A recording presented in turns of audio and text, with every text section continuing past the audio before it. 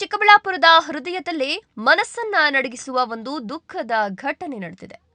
Private bus stand ಪ್ರತಿದಿನ ಜನರ ಗದ್ದಲದಿಂದ ತುಂಬಿರುವ ಆ ಜಾಗ ಇವತ್ತು ಕ್ಷಣಾರ್ಧದಲ್ಲಿ ಮೌನವಾಗಿಬಿಟ್ಟಿತ್ತು. 35 ವರ್ಷಗಳಿಂದ ಒಂದು ಕುಟುಂಬದ ನಂಬಿಕೆಯಾಗಿ ಸ್ಟೇರಿಂಗ್ ಹಿಡಿದು ಜೀವನ ಸಾಗಿಸ್ತಿದ್ದ ಒಬ್ಬ ಸರಳ ವ್ಯಕ್ತಿ ಇವತ್ತು ಕೂಡ ಪ್ರತಿದಿನದಂತೆ ಕೆಲಸಕ್ಕೆ ಬಂದಿದ್ದ. ಬಸ್ ಓಡಿಸಬೇಕು, ಕುಟುಂಬ ನೋಡ್ಕೊಳ್ಬೇಕು ಅನ್ನೋ ಹೊಣೆಗಾರಿಕೆ ಜೊತೆಗೆ ಆದರೆ ವಿಧಿ ಬೇರದ್ದೇ ಬರಹ ಬರೆದಿತ್ತು. ಕೂತ್ಕೊಂಡಿದ್ದ ಜಾಗದಲ್ಲೇ ಆಕಸ್ಮಿಕವಾಗಿ ಹೃದಯಾಘಾತ. ಕ್ಷಣದಲ್ಲೇ ಪ್ರಾಣ ಬಿಟ್ಟ ಆ ದೃಶ್ಯ ಅಲ್ಲಿದ್ದ ಪ್ರತಿಯೊಬ್ಬರನ್ನು ಬೆಚ್ಚಿ ಬೀಳಿಸಿತ್ತು. ಒಬ್ಬ ಚಾಲಕ ಅಲ್ಲ, ಒಬ್ಬ ತಂದೆ, ಒಬ್ಬ ಕುಟುಂಬದ ಆಧಾರ ಸ್ತಂಭ ಇವತ್ತು ಮೌನವಾಗಿ ಬಿದ್ದಿದ್ದ. ಪುಟ್ಟಪರ್ತಿಯಿಂದ ಪ್ರತಿದಿನ ಪ್ರಯಾಣ ಮಾಡಿ ಕುಟುಂಬಕ್ಕಾಗಿ ದುಡಿದ ಆ ಜೀವ ಇವತ್ತು ಒಂದು ಕ್ಷಣದಲ್ಲಿ ನಿಂತು ಹೋಗಿದೆ. ಮಂಜುನಾಥ್ ಅಂತ ಡಿವಿಡಿ ಬಸ್ ಸ್ಟ್ಯಾಂಡ್ ಅಲ್ಲಿ ಒಬ್ರು ಯಾರೋ ಬಂದು ಕುತ್ಕೊಂಡಿದ್ರು. ಒಂದು ಅರ್ಧ ಗಂಟೆಯಿಂದ ಕುತ್ಕೊಂಡಿದ್ದವರು ಹಂಗೆ ಕುತ್ಕೊಂಡು ಇದ್ ಮಾಡಿದಾಗ ನಾವು ಪೊಲೀಸ್ನವ್ರನ್ನ ಕರೆಸಿ ಹೇಳಿದ್ದೀವಿ.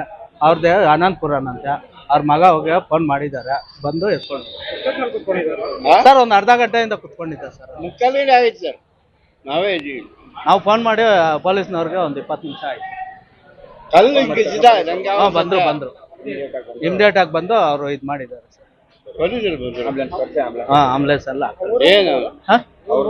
ಅನಂತಪುರ ಹೆಸರೇನು ಗೊತ್ತಿಲ್ಲ ಸರ್.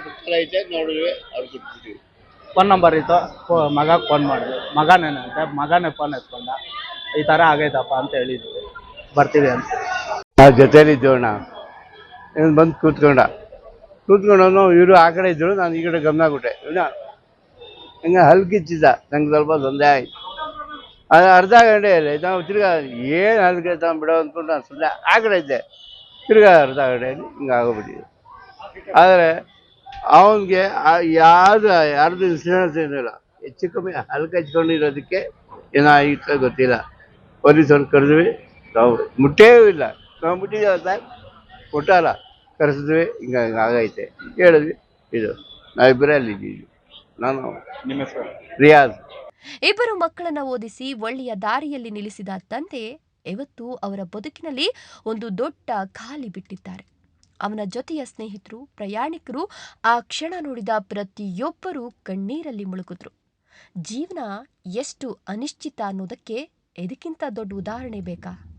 ಒಂದು ಕ್ಷಣ ಇದೆ, ಮುಂದಿನ ಕ್ಷಣ ಇಲ್ಲ. ವೀಕ್ಷಕರೇ, ನಿಮ್ಮ ಆರೋಗ್ಯದ ಕಡೆ ಗಮನ ಕೊಡಿ. ನಿಮ್ಮ ಕುಟುಂಬವೇ ನಿಮ್ಮ ಶಕ್ತಿ. ಆ ದುಡಿದ ಆತ್ಮಕ್ಕೆ ನಮ್ಮಿಂದ ಶಾಂತಿ ಕೋರಿ.